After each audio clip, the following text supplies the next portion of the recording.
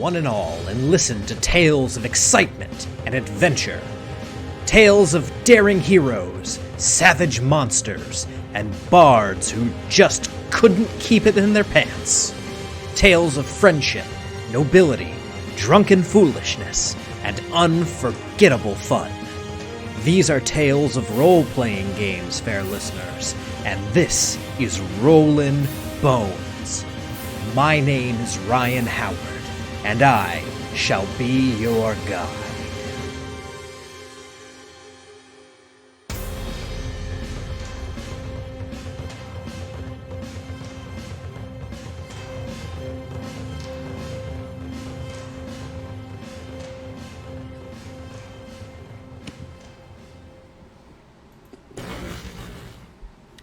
Good evening, Boneheads, and welcome to Rollin Bones with Ryan Howard, your RPG treasure trove. I am your host and king of the Boneheads, Ryan Howard, and we're getting back to what Rollin Bones has traditionally been all about tonight.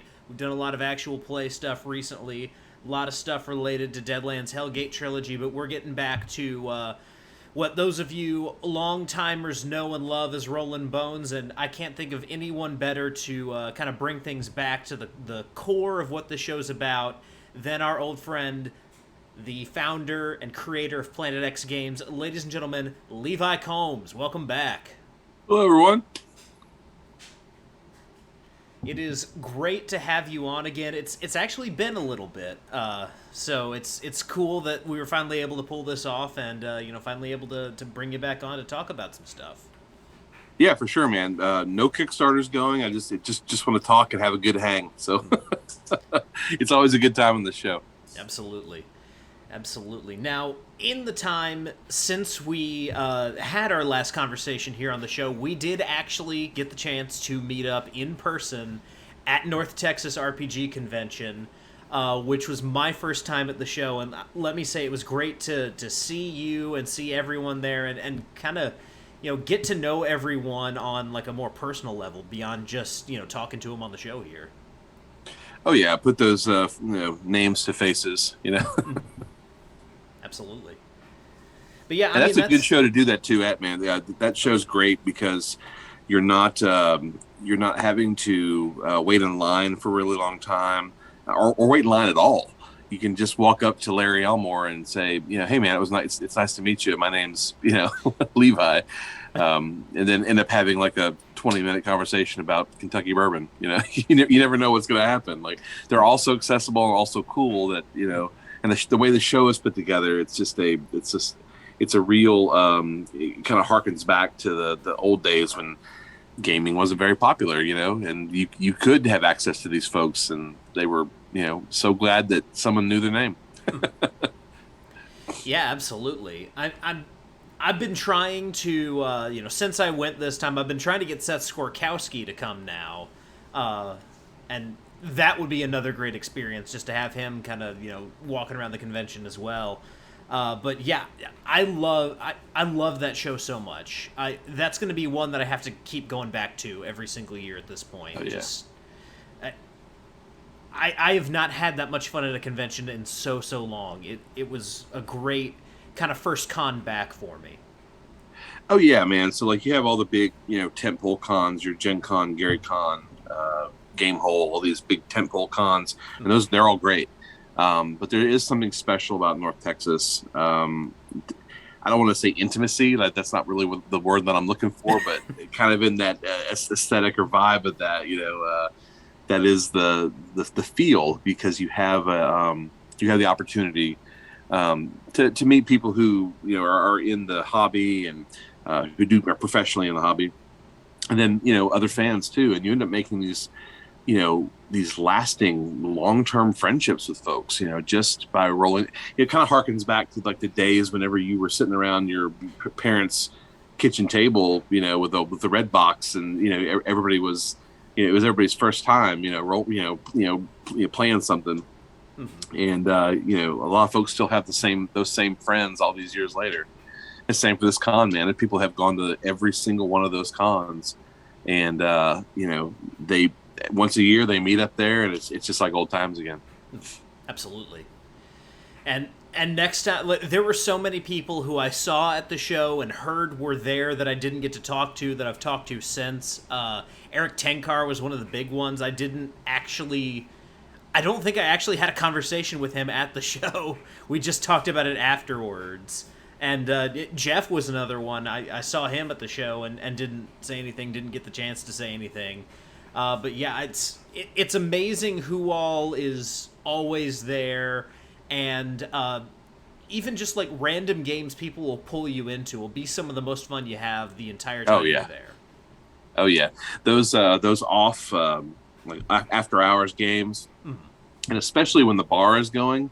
Like traditionally, that bar will fill up with people playing games until 3-4 o'clock in the morning, and lo and behold, if Doug Kovacs is there, doing an art signing, he'll have his own like little miniature Doug Con going off on the side.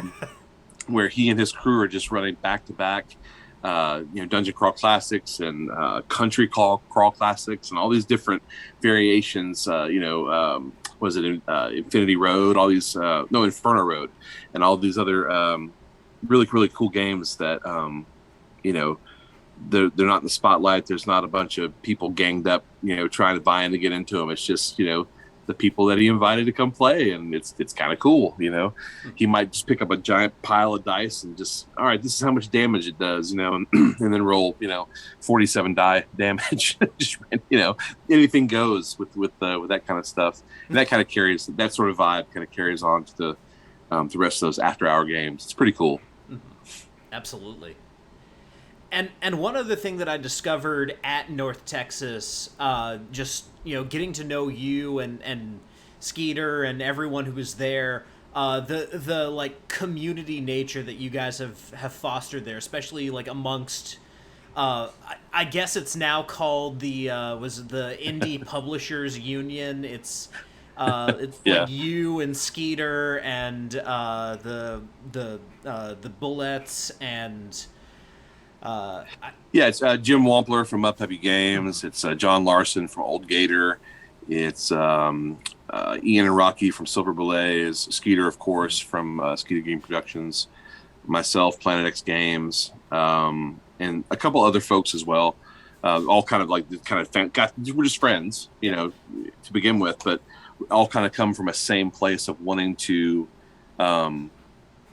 help people who are getting into publishing. And Skeeter, he and Zach Glazer really took the spearhead on that. They were doing these small publisher seminars at cons, which are immensely helpful. If you are at one of these cons where they're giving this and you have any interest at all in doing any kind of small publishing, you will not only save yourself headache, you'll save yourself money, time. It's really invaluable. Like I wish that I had it at the very beginning to help me. I was lucky enough to have some great mentors, so that is all well and good. But the information that Zach and Skeeter are putting out there is just top notch. They're really doing a service to their, not only for their fellow gamers, but their fellow indie publishers, because they're helping folks navigate those early days and not trip up on the mistakes that a lot of that you would end up tripping over early on. Absolutely. And I'm going to be real upset both with myself and just kind of at the universe if they're doing one at Gamehole and I'm running or in a game if I'm in a game, I'll probably just not show up because that happens. But if I'm running a game, I have to be there. So if I'm running a game while that seminar is going on, I'm gonna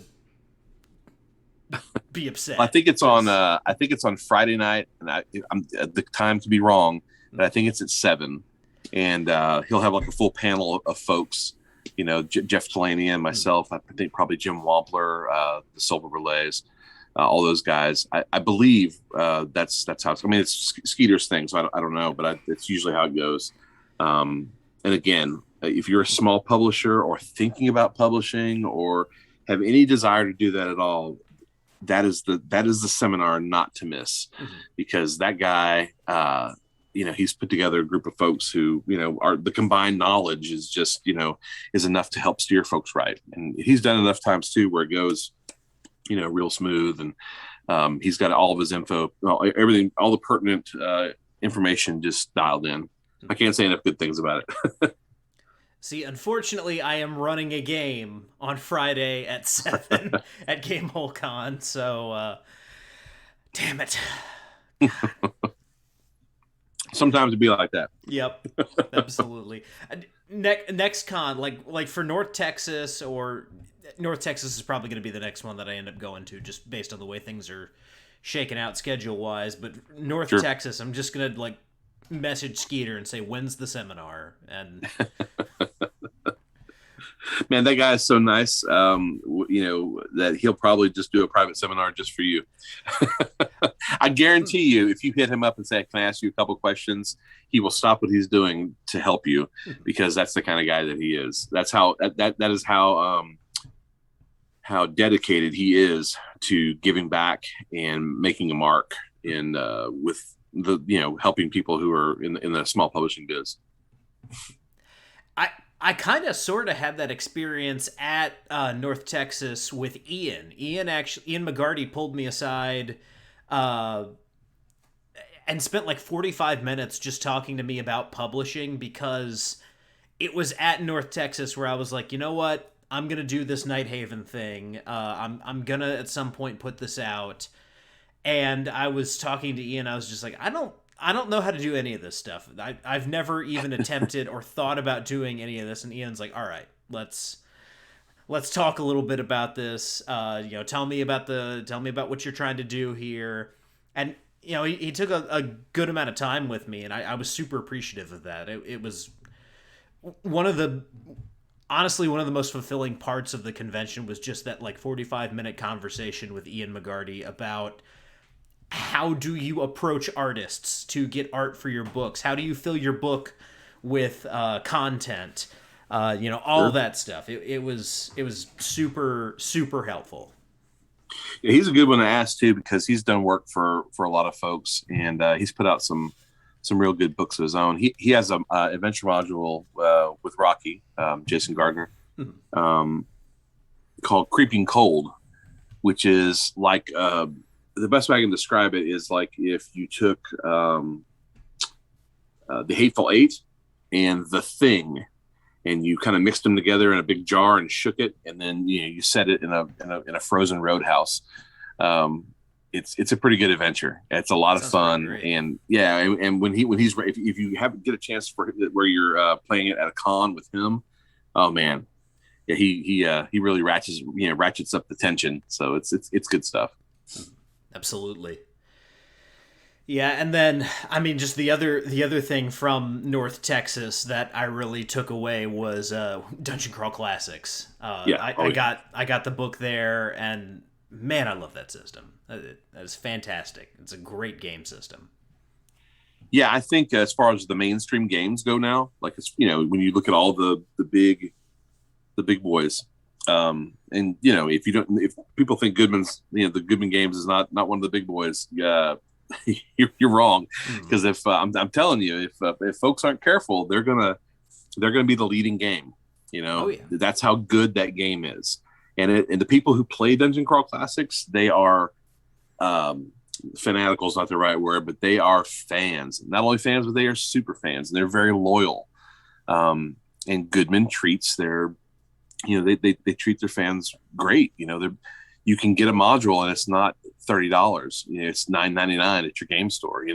You can, the crazy dice, the spell burn, all the spell casting for the wizards and clerics, all that stuff, man. The mighty deeds, it just ups the ante, and the opportunities for cool things to happen while you're playing. It makes it feel like, it's for me like it's 1983 again, and I'm playing my first game of Dungeons and Dragons, because that's exactly how it feels. It feels nostalgic and new and dynamic all at once. Mm-hmm. Yeah, and it's one of those things for anyone who's hesitant about it. I know there's this there's this particular strain of thought that comes about from gamers of my generation, honestly, is where this comes from. Where if it's not specifically, explicitly in the book the way you want it to be, it doesn't exist. It can't exist in the game system. And the cool thing about Dungeon Crawl Classics, it's so open-ended with what you can do with what's there in the book.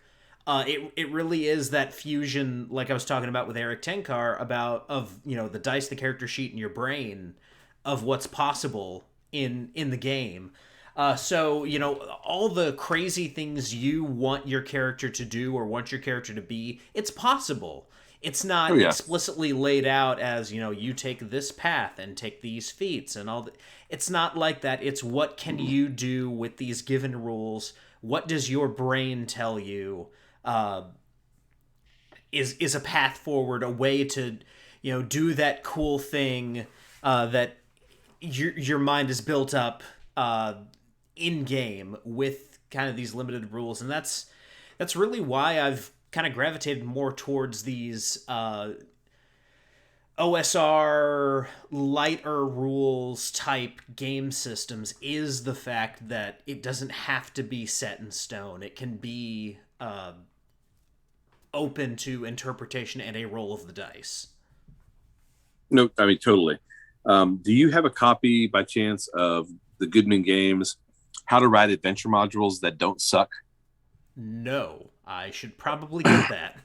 All right, so if you ever plan on writing an adventure module, this is if I could tell you to buy one book or one source or read one article, I would say go out and grab this book, because what Joe Goodman did was he gathered together a bunch of people that he respected or that he knew their writing and knew that they could write, or what their strengths were in various pieces of adventure design. Casey's in there, Harley Stroh, Brendan LaSalle, just a ton of people are, it's got like 30 chapters or something. And each chapter deals with a different part of, doing adventures. And his part, or his chapter specifically, is one of the best ones in the entire book, because he really lays it out like, hey, I'm a publisher. This is what I'm looking for. So when I get somebody sends me a manuscript or a treatment or an idea or something, this is what I'm looking for.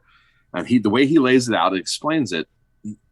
If you're approaching it for the first time, or you're kind of a novice, it really lays it out for you. It's super helpful. And he never talks down to you.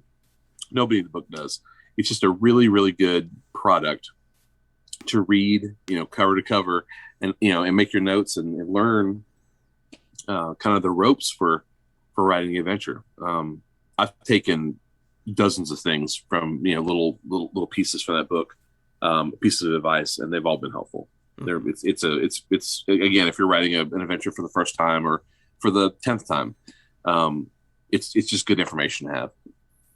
Yeah, absolutely. And I need to read this. And for anyone out there, any boneheads out there looking to pick this up, like Levi said, just looking at the credits here, Casey Christopherson, Jim Wampler, and John Hook, veterans all of Rollin Bones, are in this book. So, pick it up.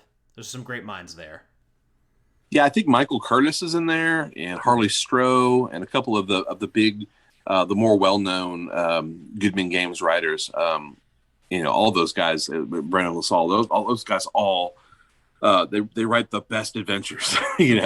Whether or not they're just going to be 1 or 2 sessions, or whether or not it's going to be 3 or 4, or even a campaign. Those guys write my favorite adventures. So when I saw that they were giving advice on how to write adventure modules, it was a no-brainer. And then, like I said, you got Jim Wampler in there too. I mean, Jim has written. You're talking about a veteran. That guy he created Mutant Crawl Classics. I mean, he's does Scientific Barbarian. He's got I don't know how many adventure modules and scenarios under his belt. I mean, the guy is not only does he look like a wizard, he is a wizard. Like when it comes to and he'll tell you he'll even play a wizard. He's just one of those guys, man, that I mean, there's a lot to learn from that guy. Mhm. Absolutely.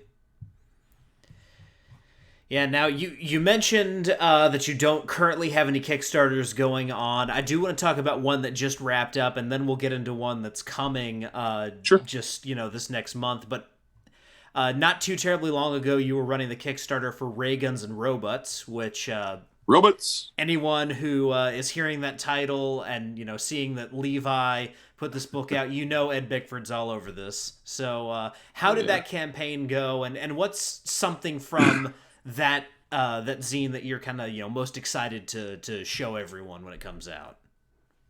No, the whole campaign went really well.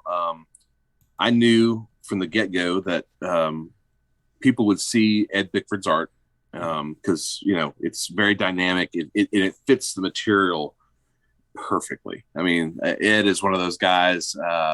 He can draw anything, but man, when you give him machinery and guns and spaceships and robots and cyborgs and all that kind of sci-fi pulpy pulp era atomic robo kind of stuff, man, the sky's the limit. He just soars when he gets that kind of material.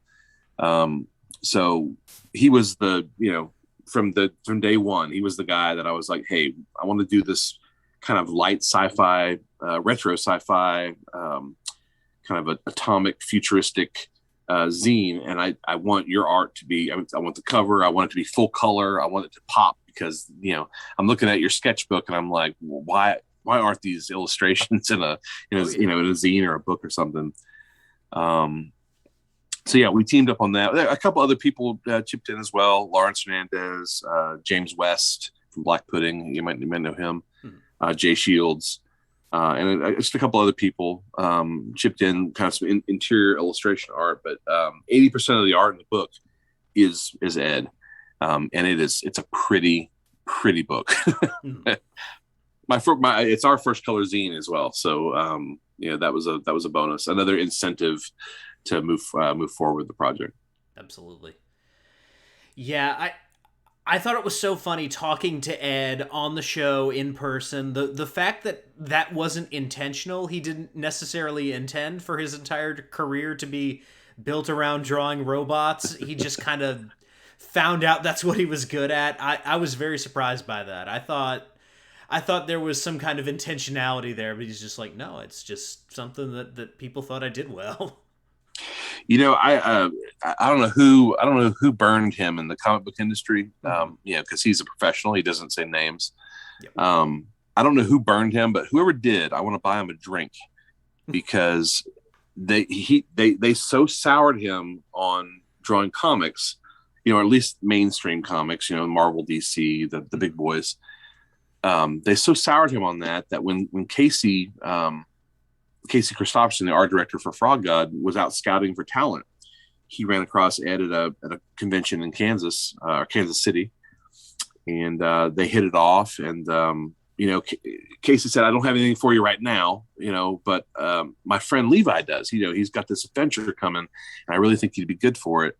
And then he put us together, and then Ed and I, we really, really hit it off. We've become real good friends, and we've done, I want to say, at least a half dozen projects since together. And he was, he's very, very pivotal in the way that Planet X products look. Between him and a handful of other artists that have worked with me, kind of from the beginning, we've collaborated to make a very certain look that Planet X has, with their stuff. And he's huge, very, very pivotal with that. He's I can't say enough good things about Ed. If you just let me ramble on, I will just sit here and talk about him for the next hour. So, Ed, you're awesome. Whoever hurt you, let me buy you a drink. And welcome to the RPG art community, man. We love you. Absolutely. Yeah, it's interesting that you bring up how Ed has kind of shaped the look, per se, of Planet X products, because I was just gonna say, when you brought that up, the two artists that come to mind when I think about the Planet X games library are him and then Adrian. Adrian's another one who Adrian Landeros, yeah, definitely. Yeah, those two guys, and here's the thing: is that they're both very talented, but what sets them apart from, I don't want to say nearly everybody else, but a lot of people, is two things. One, they are an artist and an illustrator, which means, man, they have all the talent. They can draw whatever you ask them to draw, but they deliver on time. And if there needs to be a small change here, there's not ever a problem. They are willing to meet you, to listen to what you have to say, but then put their own, you can trust them to put their own spin on things. Sometimes I'll say, hey, I want it this way. And then I'll get it back. It's a little bit different, but then I start looking at it and I'm like, well, this is so much better than the idea that I had in my head. Man, am I glad that I hooked up with this guy, and then, they're just, both those guys, man. This is the second thing being that, they're likable and they're easy to work with. And that alone will get you work if you are just, if you're not difficult, because you run across some people, and I haven't had it happen very often, but you run across some people that they're a little difficult to work with sometimes, or they're kind of whiny, kind of complainers, and not very often, it's only been a handful of times over hundreds of illustrations. So, but those guys aren't like that, and that alone will just be like, hey, the first person that I'm looking to call is going to be one of those guys, So we have a good relationship. We've worked together on pretty much every Planet X product. There's a few in there that they were just too busy for, but I'm fully prepared to lose them because I won't be able to afford them and rightfully so. I hope so. These guys they're so talented that they're going to get snapped up by bigger names than me. And I want that for them. I want those guys to move on and make the big bucks, because that's where they belong. Absolutely. Now, one other thing that I've noticed just with kind of the campaigns that you've been running recently, now Iron King did come out, but a lot of what you've been doing recently and a lot of kind of, what's coming on the horizon based on what you've said, it's been a lot of zine type content. Is that more kind of where your energy is focused right now, instead of putting out the bigger books, just putting out regular zine content? Is that kind of the strategy moving forward here?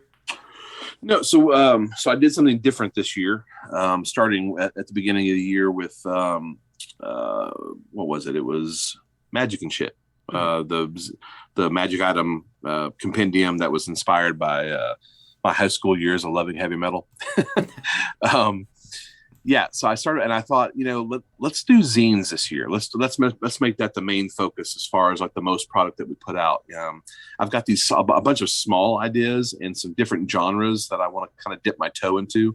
One of them being the atomic future retro sci-fi of ray guns and robots, and then in October there's a Weird West kind of a I don't want to say Deadlands, because it's pretty far from Deadlands, but weird Western, supernatural Western zine that I've written and have gathered together this awesome team of artists, all of which are new to Planet X to work on. So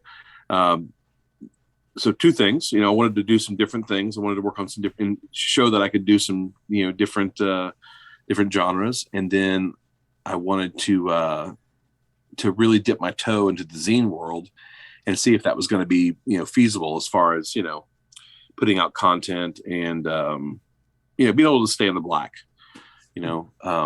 because that's always the thing, is you're always balancing your desire to make content and do things. And I want to do this, I want to do that. And with, also trying to keep the lights on. So, luckily, it's been successful so far. I mean, not like crazy successful, but good, we have a very loyal group of fans and people who kind of like the aesthetic of our content, which I always describe as, weird fantasy. It's not, despite my background, it's not like your Tolkien-ish sort of fantasy. It's more along the lines of Michael Moorcock and the dirtier Robert E. Howard stories, the grimier ones. Hmm. A little bit of Lovecraft, a little bit of Fritz Lieber, and Roger Zelazny and folks like that. So it was definitely by design. But then next year we're kind of going back to weird fantasy. There's several modules, adventure modules that are going to be coming out for 5th edition. And we're dipping our toes into some other game systems as well. Like the first one that's coming out is called This Dungeon is Alive. And that's one that Ian McGarty and I are teaming up on. It's going to be a 5e adventure. And it's also going to be offered in Swords and Wizardry because I really like that system and want to support it. Yeah. Yeah. I just talked to Diogo Nogueira today, and he and I are going to work together on one probably for the middle of next year. So sweet. Good stuff. Good stuff on the horizon. I got to give Swords and Wizardry a go again at North Texas, and I had a great time with it. Oh yeah, it's a great system. I mean, it feels like you're playing, old school D&D again. Mm-hmm. It's as close to it as you can get. You file the serial numbers off, pat it on the back and knock the dust off, and then there you go. It's but that system really sings in the hands of talented game masters. So like if you sit down with like a Bill Webb or Matt Finch or Casey Christopherson, somebody that knows the system and has been doing it for a long time, that's where that system really, really sings.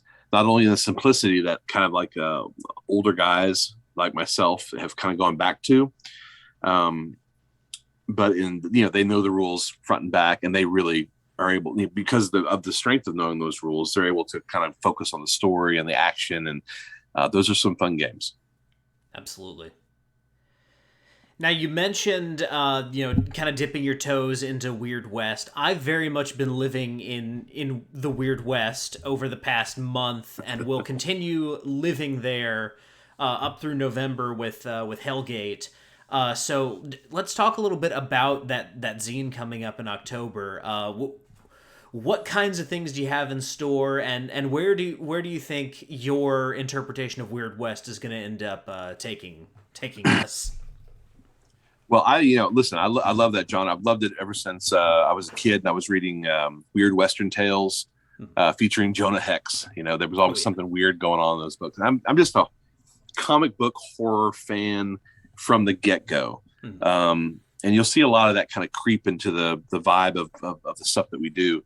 I was that kid who was reading Fangoria and Starlog, and always had an issue of Famous Monsters of Filmland rattling around.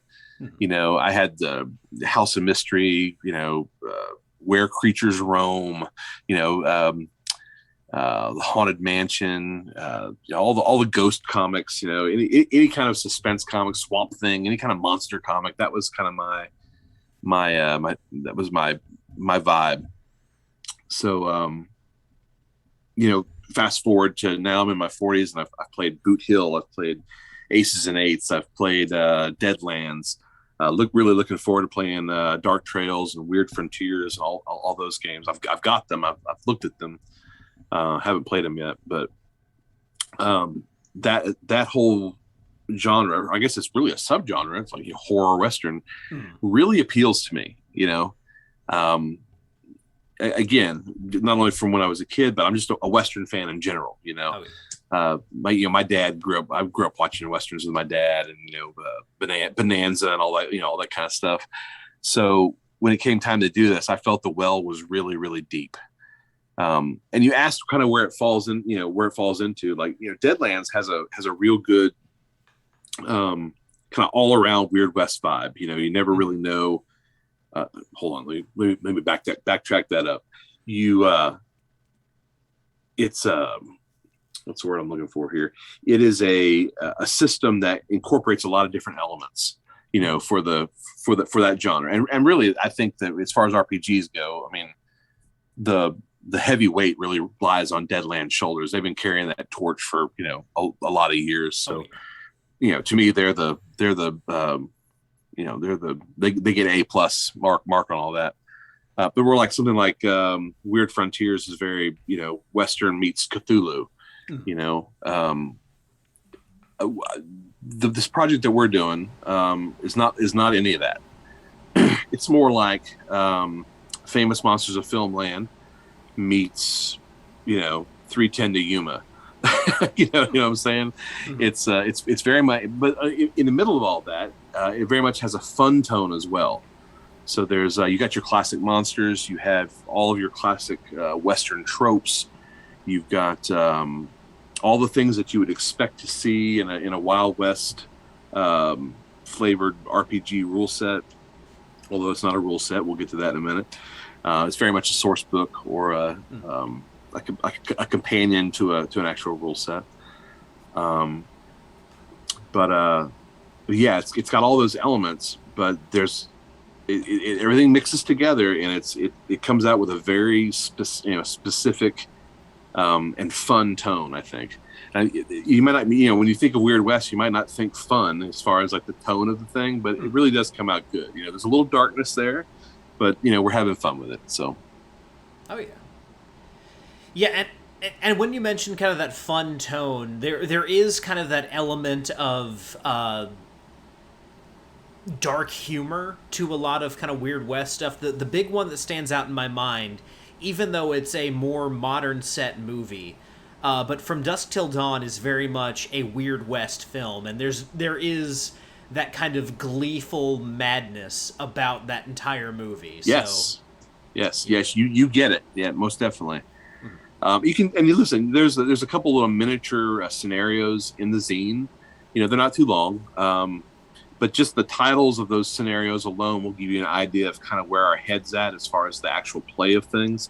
There's one called A Fistful of Draculas, which is all about the some vampires holed up in a silver mine, and you gotta root them out.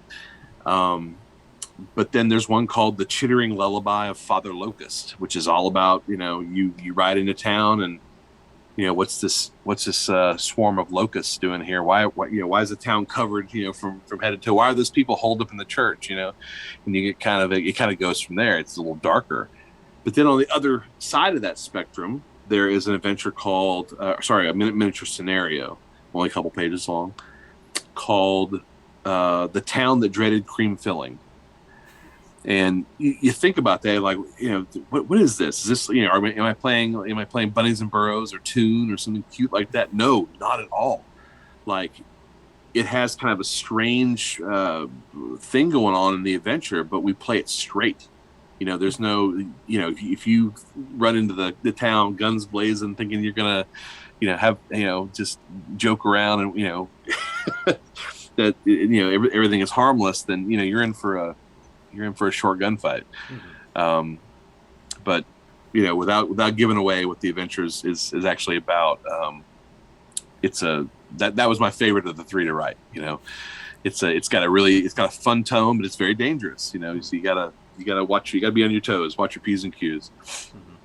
It's like it's very much like Dungeon Land in that way. Are you familiar with Dungeon Land? A little, yeah.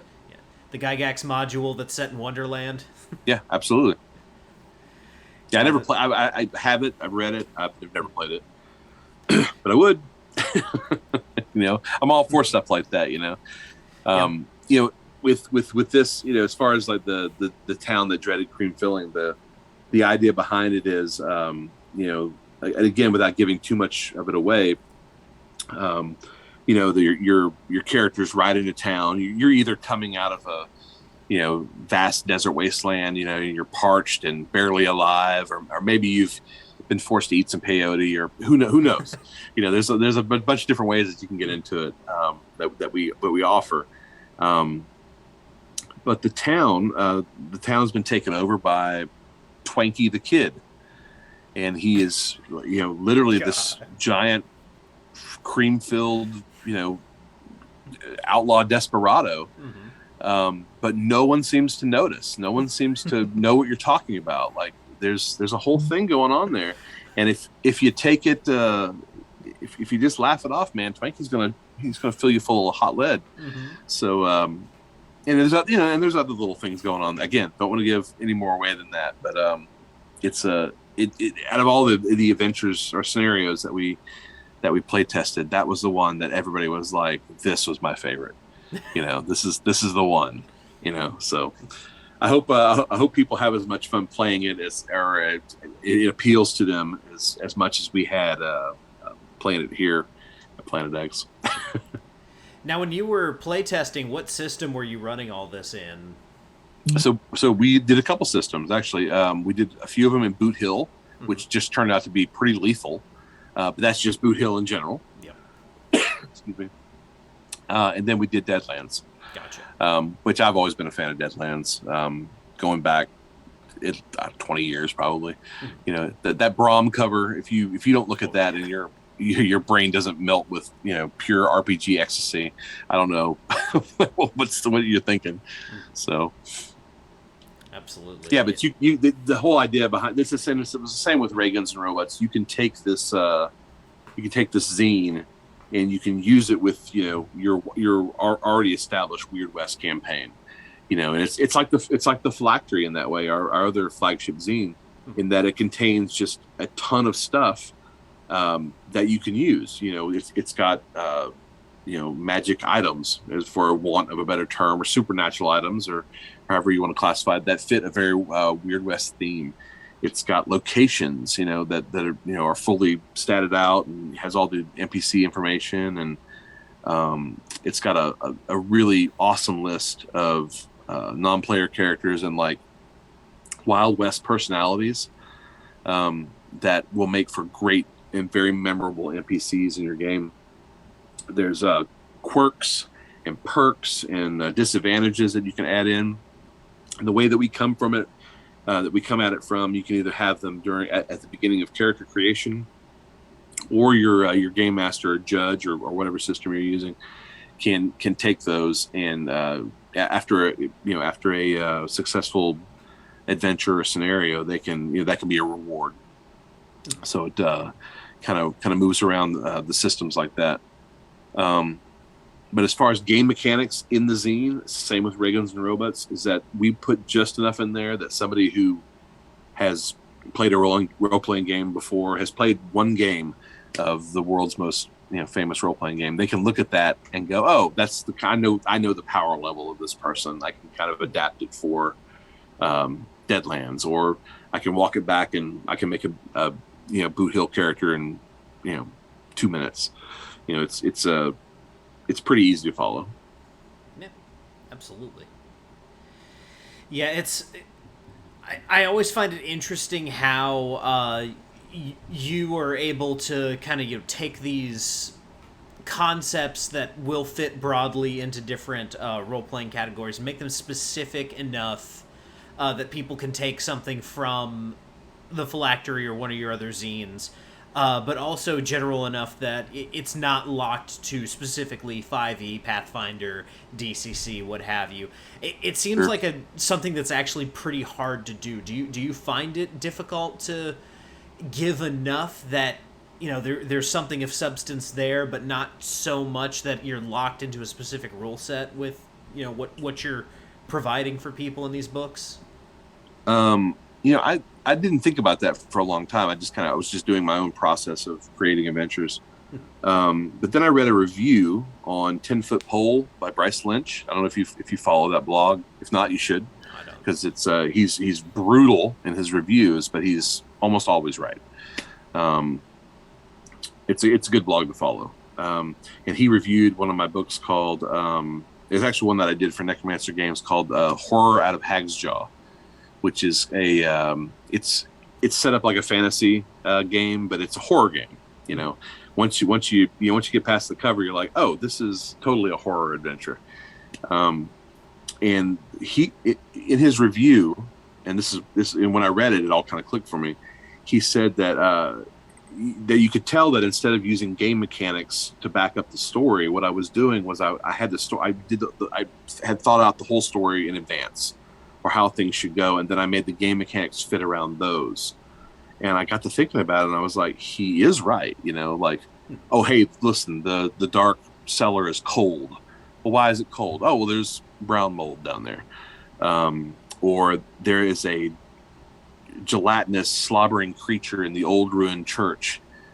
Well, yeah, it was a slobbering, gelatinous creature first, and then later I made it into a gibbering mouther, So when he put it that way, I was like, oh, yeah, I kind of do that. I have these broad ideas, and then I whittle away at them until I have what I want, and then I apply the game mechanics to them.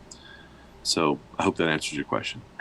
Yeah, definitely. I mean, honestly, when it comes to creating things that are going to resonate with people, regardless of what systems they're familiar with, that really is the way you have to go about it. You have to have something kind of broad that will capture people's imagination, even if they don't know what a beholder is. The idea of a monster with multiple eyes that's shooting lasers out of them, that's hovering, that's something that's terrifying to people because it just sounds wrong.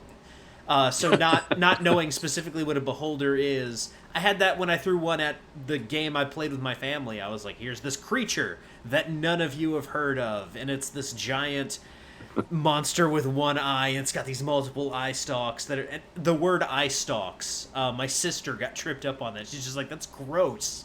I hate that word. Well, for years in Dungeons and Dragons, Advanced Dungeons and Dragons, once you got over the hump of seeing a ghost the first time, and you kind of understood the game mechanics of a ghost, it lost its charm. There was nothing really scary about running into a ghost other than, oh, don't let it touch you. It's going to age you 1d4 times 10 years, or it might jump into your body and possess you. But beyond that, there was nothing scary about it.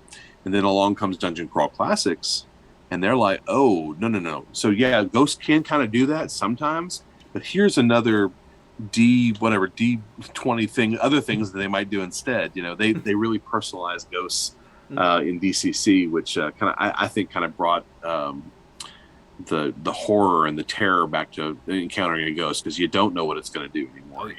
Even if you're a veteran gamer and you ran into 100 ghosts, there's no telling what these things are going to do.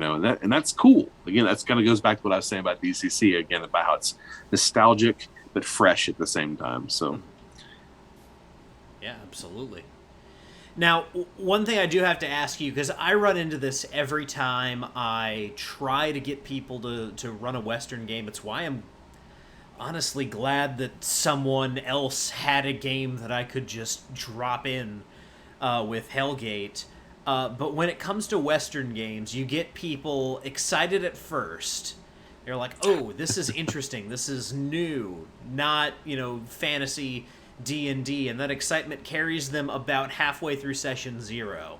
And then once they're creating characters, at that point, it's just like, okay, I'm kind of over this. And by session 1, everyone's completely over it. How do you combat that? How do you get people to, I guess, look beyond what the movies tell them a Western should be, and, continue going through the motions, not just I'm creating a character who's wearing a Stetson and carrying a 6-gun, but I want to explore the other things that the West has to offer. What kind of tips and tricks do you have for getting people hooked on a Western world? Well, I think Westerns, by their very nature, are pretty episodic. Mm-hmm. So I think short adventures and short scenarios, and then even having multiple scenarios in a single game night, is kind of at least for me, is the way to go. I'm not saying that you can't have long established, campaigns, but because you can, but that's not for me. Whenever I run a Western RPG, or especially with playtesting this Weird West scene that we have coming out, which, by the way, its name is King Tut's Rootin' Tootin' Weird West Extravaganza. So I don't want to forget to say the name. I know it's a mouthful, but it looks great. Anyways, they're episodic, so short adventures, precise awards. Again, that's why I put the quirks and disadvantages and the perks into the zines, so that you're not just giving out treasure. If a character ends up doing something that's just super cool, or there's a big moment in the game, then you can award them with one of these really strange quirks, or if they do something stupid, or there's something bad happens as a result of something they did, you can give them one of these quirks, or flaws, and that helps to personalize the character. Like there's one in there called Coffin Dragger that is most definitely inspired by the Django spaghetti westerns with Franco Nero. That's a Grindhouse classic, and that's right in my wheelhouse. Where Django had to drag a coffin behind him. Your movement is cut to third, but hey, you get these other bonuses. So you have one really bad thing to do with your movement, but then you get some really cool bonuses as well. And then there's all kinds of stuff. We hit all the tropes. The guy the drifter who disappears into the sunset. The guns akimbo. All the there's all kind. The crossroads bargain where you make a deal with the devil for your soul. All that stuff's in there.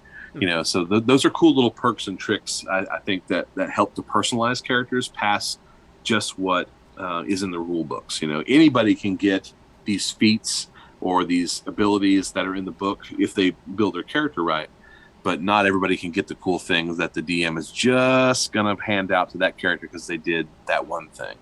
So I think that helps personalize. So yeah, short scenarios, personalizing your characters, and keeping it episodic. For me at least. That's something I've talked about a little bit when I do the solo streams about how I would run certain different genres of games. One thing that I've kind of stumbled upon is with these different, basically non-heroic fantasy genres that you might want to run your players through. You can't just treat it like D&D but we're superheroes, or D&D but we're cowboys. Every genre has a unique feel to it, different flavors that make it interesting, and make people want to continue viewing that. And part of getting your players to engage with it is kind of breaking them of, we're not dungeon crawling with 6 guns. The situation's going to be different. The solutions are going to be different in these scenarios that you run into. And the scenarios themselves, like you mentioned with kind of the shorter, more episodic scenarios, they're going to be different. It's not going to be dungeon to dungeon or town to town, slaying dragons, that kind of thing. It's going to be a little bit different. Listen, my fantasy games for the longest time were very much campaign driven, very detail oriented, and the idea was to get if I had a group of regular players that we were going to game together every week, was to get them really invested in their characters and the world in general. And not only would that help me kind of build the world around their characters, but it would that's the kind of game that I enjoyed playing at that time. It wasn't until later that I got to more into the dungeon crawl aspect of things. Was very, very invested in that story driven fantasy for a long time. But then I started DMing stuff like Cyberpunk and Champions, back in the day. Yep. And I found out real quick that, again, those short episodic games, one game or a 2-week game, or 2 sessions, and one session or 2 sessions was going to be the way to go with those. One with Cyberpunk just being like so much like run and gun, you're being chased, or you're always chasing somebody, or you're really trying to you're living on the edge kind of game.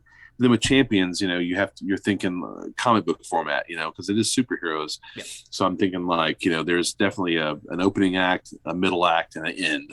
Mm-hmm. There's definitely a structure going on here, and those made for short games. Gotcha. Now, I do have to ask, since you dropped the title here, where does the King Tut come from? Is that just interesting flavor? Is there like mummy stuff in this Weird West game too? There is actually. So mummies very much a part of Western lore if you start reading about it, because there are some really strange things that happen in the Wild West and really on the frontier. This isn't just about the Wild West. It's about it's during that whole period there of manifest destiny and expansion and kind of that whole block of 80 years or so. There are mummies. There's a monster that's called the Dry Gulch mummy. But then there is a legendary gunfighter named Wild Bill Hotep, and he's got a great backstory, and he's you don't want to cross him. You don't want to run across that guy on the streets of Deadwood for sure. I mean, that just hearing that name in association with this is going to be a Weird West zine, my mind immediately went to Bubba Hotep. Which I know is a movie we both love. So. Yeah, no, how can you not? Zero in common with that movie, right, but no, for sure. Now, there's a great illustration that Ray Frendon did of a werewolf, like a werewolf, like cow punch, punching a mummy. And it's such a great. I mean, you'll see it when the Kickstarter launches. It's such a great illustration. You can't help but use it as a promo piece, but there's definitely mummies. The title, actually, so here's a little inside pool for you. Years ago, I spent a lot of time, many years, tending bar, and one of my regular customers and a friend was this fella named Colin, who was a stand-up comedian. And one night, we're just all sitting around or standing around. He lets loose with this hilarious screed about King Tut's rootin' tootin' extravaganza and Western wear. That's going to be the store that I open up. That's going to be the bar that I open up. He's just going on and on about it. He's a stand-up comedian, so he's hilarious. He's just he's on his toes. He's got us all laughing. And for whatever reason, that title stuck in my head for years and years and years. And then when I was trying to figure out a title for my Weird West zine, because I didn't want it to be like too serious, too pulpy. I wanted it to be, something that was approachable and fun, even if it was a little long. So I dropped him a message and I said, "Hey man, this is kind of my plan to do this thing. I remember years ago that he's like, how in the world did you remember that?" Like, he's like, "I remember it because I wrote it, but like, how did you remember it?" I was like, it just, for whatever reason, stuck in my head. And he agreed to let me use the name. He was like, "Please go do something fun with it." And I was like, "All right, cool." So that's where a little inside pool. That's where that name comes from. So thank you, Colin. That's fantastic. But again, just the juxtaposition there is hilarious. I love it. No, listen, it was one of those things where you had I had a name. That was the first thing. I had some ideas and a name. And then I thought, well, if I have the word King Tut in it, I got to put some mummies in it. Oh, yeah. So then I started looking up, Weird West mummies, started Googling things and reading stuff at the library. And I was like, wow, there actually were mummies in the old West. There's Elmer McCurdy. He's the soap mummy. I don't know if you read much about the Weird Wild West, but that's a real thing. I've heard a little bit about that. Yeah, I mean that's like I said, and they got the Dry Gulch mummies. They're basically desiccated in the desert. They dry up, and this stuff happens. Mm-hmm. There's King Tut's not roaming the Wild West with a 6-shooter and a black Stetson hat, but it is what it is. Mm-hmm. Absolutely. Although that could be interesting. No, totally. I'm all for it. Or at least Steve Martin dressed as King Tut, wearing a black Stetson and carrying a 6-gun. Oh, even better. Listen, when you start researching this stuff, you start looking at reading stories about weird things that happened in the Old West or on the frontier, or back in the old timey days. It's a lot. Like there's there's a lot of stuff in there.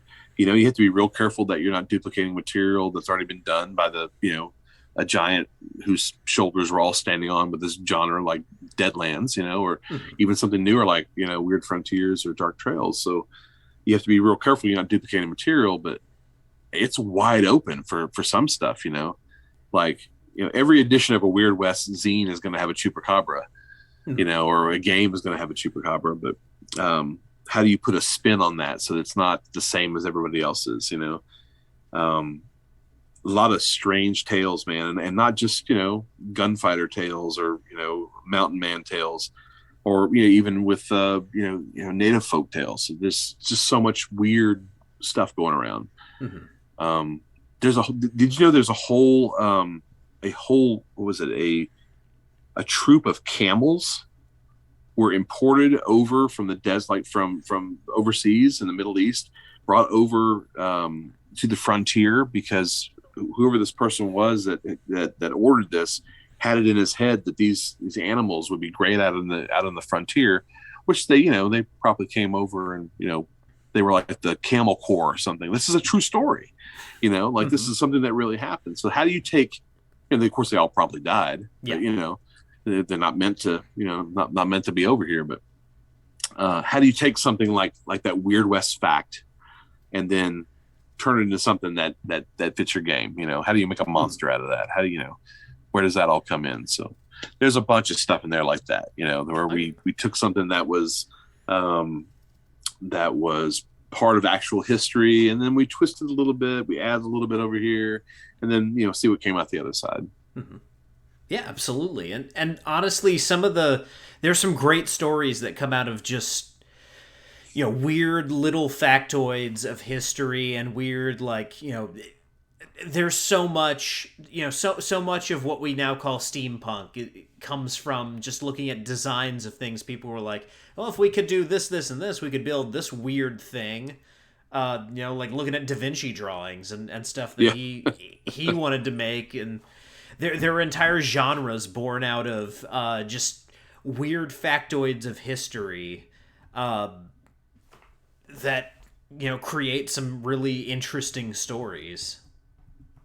I mean, no, totally. Even getting back to Bubba Hotep, the fact that Elvis Presley died under odd and weird circumstances has created a whole mythology that modern Americans all are familiar with the theory that no, Elvis is not dead, or Elvis is right. hidden somewhere in Biloxi, Mississippi, or whatever. Again, just kind of the weird things that our imaginations create just by finding out the oddities of what actually happened in reality. No, great. And a big part of that, I think, is do you remember, what was the name of it? The Weekly World News? Yeah. You remember that old rag that you'd see at the in the checkout aisle at the Piggly Wiggly? Yep.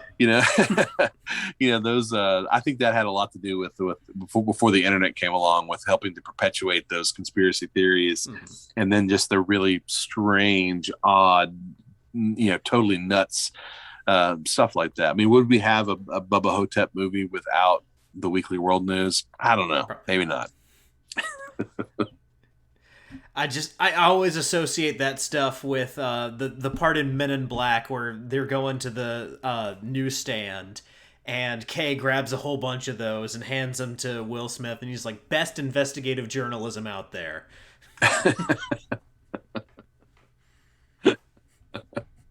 No, I love all those movies, man. Mm. But yeah, no, honestly, I'm a big fan of the Weekly World News.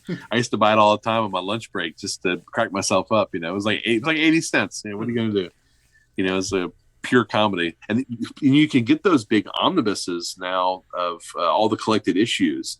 Like all the greatest hits of Weekly World News. They have these big thick books that are full of them. Bat Boy cited in West Kentucky, or what is it?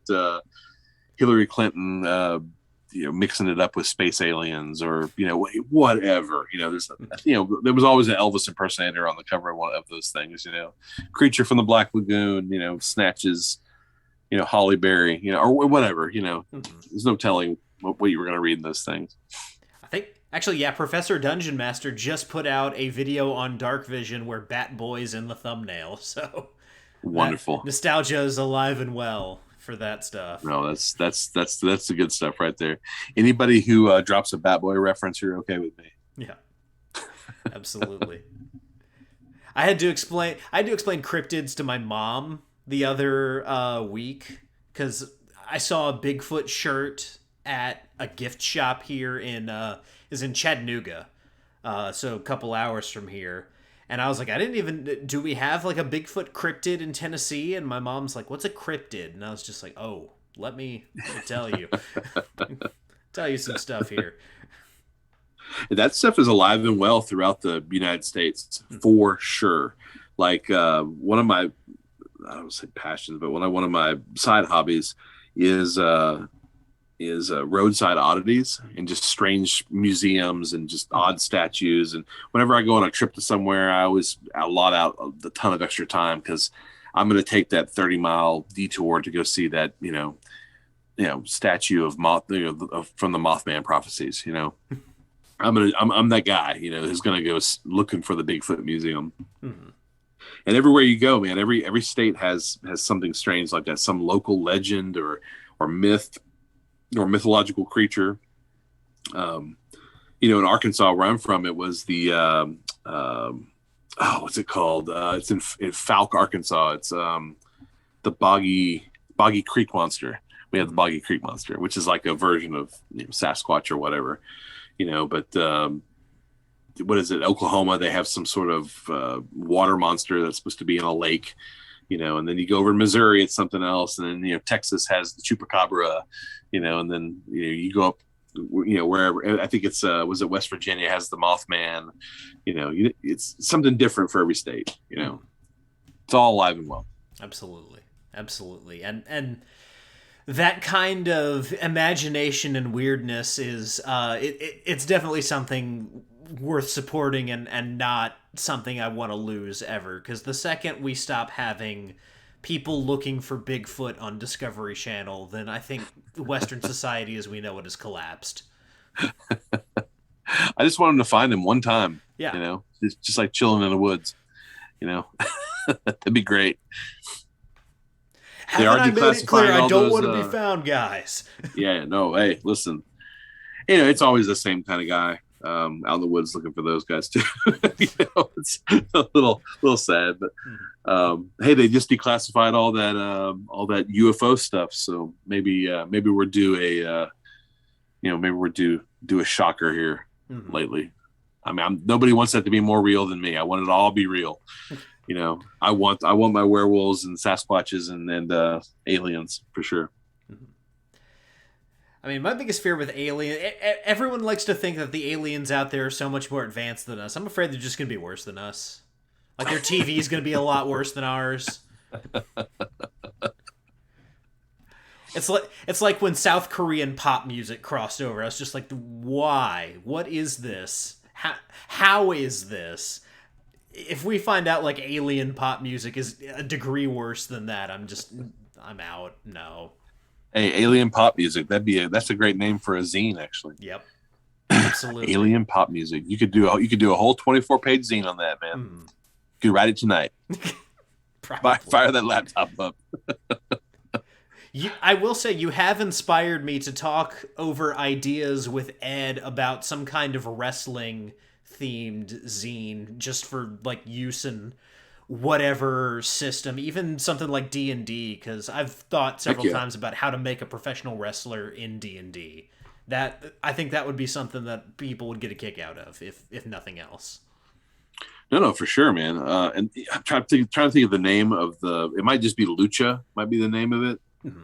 I'm trying to remember. Maybe I'm blanking on the name of this RPG, but there is a really good Lucha Libre RPG out there already that has a very non-complicated but invested rule set. Mm-hmm. That has you can get into all the little nuances of pro wrestling, which you've got the background for that, man. So I mean, you would be the guy to write that or run that. If you were running a Lucha Libre game at a con, I'm signing up.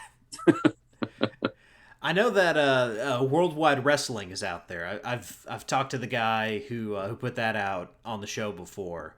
I've not tried to run that, and it's a lot more story based. But I just mean like hey, you want to have a luchador in Dungeon Crawl Classics, or you want to play Ric Flair in Pathfinder? Here. I guarantee you, somebody has made at this point has made rules for a luchador in Dungeon Crawl Classics. Oh yeah. The fan base is so loyal and creative that seems like an impossibility that hasn't happened on multiple levels at this point. Somebody out there is playing a luchador in a Dungeon Crawl Classics campaign right now. Oh yeah. Yeah, someone's playing a warrior using their mighty deeds to do a 619 or acai moonsault or something like that on some bad guys. Yes, dude, I want to figure 4-leg lock a giant. Yeah. How badass would that be? Mm-hmm. Or do the feat of strength and twirl him over my head and throw him off the side of the mountain. That's the good stuff. Mm-hmm. Well, hold on a second. Uh-oh. For some reason, we just moved over to the stream ending screen. 1 second. At least people can hear us. We'll have that back up in just a second, everyone. I'm getting my computer fixed this week. I'm going to the beach and sending off my graphics card to get this fixed. So we'll have these issues worked out. No worries, man. Hopefully by some point. Oh, my goodness. I hate this thing so much. Oh, I never asked you, who's your favorite wrestler? My favorite wrestler of all time is a guy named AJ Styles.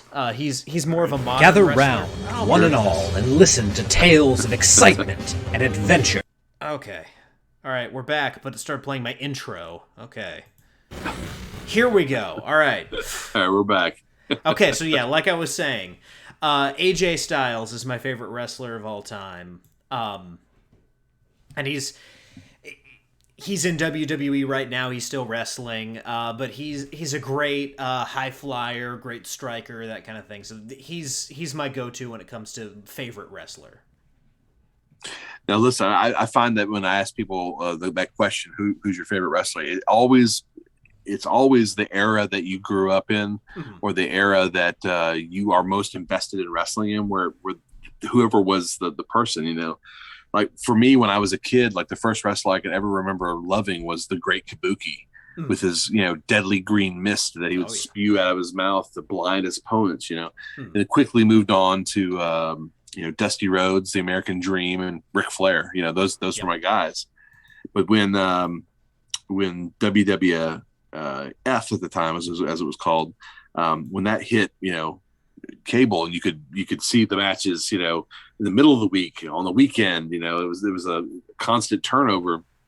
It was all about that classic, 83, 84, 85 lineup, of Hulk Hogan and Macho Man and Andre the Giant and Iron Sheik and all those guys. But Ricky the Dragon Steamboat was I loved Ricky the Dragon Steamboat because that's Bruce Lee, in your head, as 7-year-old or whatever I was thinking, watching wrestling with my dad. But when I look back on it now, like who's my all-time favorite, like it's hard, like you got Andre the Giant, he was the ultimate, heel, for my time, for my era. But then how do you discount like Ric Flair? What a legend, and then, there's Jake the Snake, and then you got to go on to like, you get later on, like, The Rock, how entertaining was that guy? He talk about somebody who had it dialed in. Oh, yeah. When he was on the screen, it was electric. You let that guy have the mic, it was insane. Stone Cold and all those guys, man. That was very different eras of wrestling, but nonetheless, just constantly entertaining. Mm-hmm. Absolutely. Yeah, wrestling is like. I've made this comparison with Pokemon as well, but it's like cigarettes. The brand you start with is the brand that you favor as you kind of grow older, and then some people just don't smoke. So I never smoked, and I never played Pokemon. But when it comes to wrestling, it was the stuff that I was watching when I first started watching. Sure. That I love, and I think you find that with comics too. People who were reading comics, again, objectively speaking, like 1977 to like 1993 is the best era of comic books, just hands down. But again, there are people who are going to argue, and that's not even my era, but there are people who are going to be like, no, the 60s Lee and Ditko stuff was better than that, and there are people who are going to be like, oh yeah, no, really it's all subjective. on the 90s there. What do they always say about comics is that every comic is someone's first comic. Yep. It's the same with RPGs. It's the same with books, Mm-hmm. But yeah, I mean, you're right. You feel that way about comics. My opinions on what the best era of comics were has changed over the years. I used to think that that Bronze Age into the 90s was kind of, or early 90s was kind of the best era. But like I read stuff occasionally now. I don't read as many comics now as I did back then, but I read stuff now, and the good stuff, like the top of the heap good stuff, is almost better than anything I ever read when I was younger.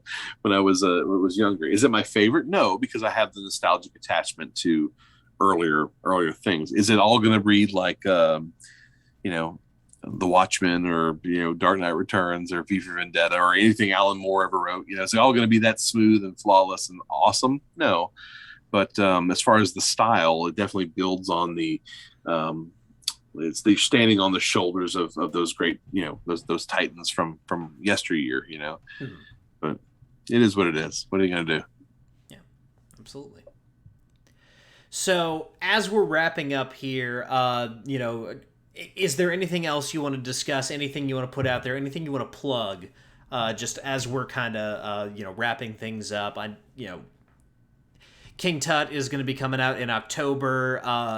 Planet X Game Co. on Twitter for updates on that, and of course it came from Beyond Planet X on Instagram, just for kind of weird pop culture stuff that pops up all the time. I love seeing what comes across your Instagram just on a daily basis, and like what's Levi posting about today? I love that. Well, I am a film fan, man, and it isn't just grindhouse movies and exploitation flicks and bad films. I love movies just in general, and I love comics, and I love sci-fi and horror, and I'm just kind of an all-around. Just give it to me. Give me as much as possible. I'm that geek. Mm-hmm. I like all that stuff. So that's how you get an Instagram page like mine that has, 1 minute it's the creature from the Black Lagoon, and the next minute it's 8 paragraphs on Adrian Barbeau in some John Carpenter movie. That's that's how that happens. But as far as projects we have coming out, yes, there's the Weird West zine, King Tut's Rootin' Tootin', Weird West Extravaganza. That comes out in October. We're launching that on Kickstarter, so you'll have that available to you shortly after Halloween. Then in December, it is the Phylactery 4, which is the 4th installment of our flagship zine. It's a weird fantasy, but very much OSR. You can use it at your first edition and BX games, or at later editions as well if you don't mind a little tune-up. We have a book coming out, several books coming out early next year, kind of one after the other. There's Dungeon Malarkey. That's a zine that is all about the dungeon, all about little bits and pieces and cool things that you can put into your weird fantasy dungeons. There is a villain book, all about the bad guys, called Chainsaw Warlocks, Hecatomb Creeps, and Other Ungodly Bastards. That's going to be a hardback option on that one. And Adrian Landeros has done all the illustrations cover to cover. So if you're familiar with his stuff from our past products, he's done a bunch of covers for us and a bunch of interior illustrations. It's all him. So it is a gorgeous, gorgeous book. But then after that, a lot of 5e content is coming from the middle to the end of the year. A lot of adventures. There's at least 3 in the pipe for next year. So, so yeah, I mean, I can go on and on, but I mean, it's at some point it starts to lose a little steam. So just look for it. There's some cool stuff coming out. Absolutely. Well, Levi, thanks for coming on. Again, anytime you want to come on and do something like this, we can definitely do this, because I always have a great time talking with you. Yeah, it's a good hang, man. Good hang. Absolutely. And just to let you guys know, schedule-wise, of course, Deadlands Hellgate Trilogy with Valor Studios this Wednesday. It'll be Session 2 for anyone who missed out last week. We'll be back to the Weird West, this week and every week until the end of November. So, come by and check out what's going on there. Next week, I'll be out of town, going on vacation, but we'll be back on the 20th with Session 3 of Nighthaven, and then we'll finish out the month talking with Todd Moonbounce, my co-star on Hellgate, talking about 5th edition Star Wars. He and one of his friends do a whole show about that, so we'll be diving into using 5th edition for Star Wars games. That's coming up in a few weeks. But until then, guys, whether you rolled a 1 or a 20, I am so glad that you rolled your bones with me, Ryan Howard, and I'll see you guys next time.